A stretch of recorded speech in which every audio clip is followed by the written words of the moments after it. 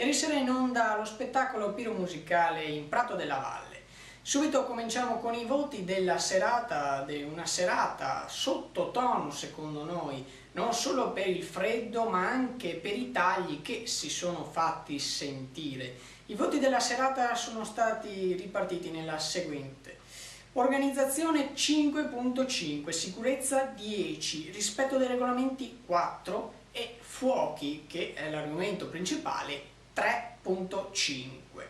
Un voto veramente pesante che matematicamente parlando non supererebbe il 5.75 se proprio dovessimo parlare in maniera scolastica, neanche la sufficienza. Uno spettacolo, diciamo, per l'organizzazione, certo, i tagli c'erano stati e anche evidenti, nessuna autorità sul palco né tantomeno nessun ospite di clamore, tuttavia la musica è stata molto ben gestita, anche il palco e l'acustica. Differente è stato invece il rispetto dei regolamenti che impedivano quest'anno di portare alcolici in Prato della Valle, come accendere le lanterne cinesi.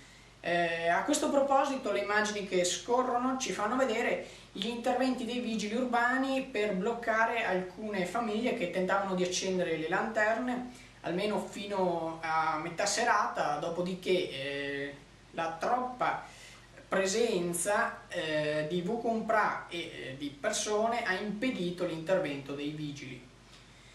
Fuochi che non sono stati promossi per il seguente motivo: era uno spettacolo piromusicale ma la musica andava per sé mentre i fuochi non c'erano proprio. Uno spettacolo sì che era stato tagliato ma in maniera così drastica, diciamo che i soldi potevano risparmiarli.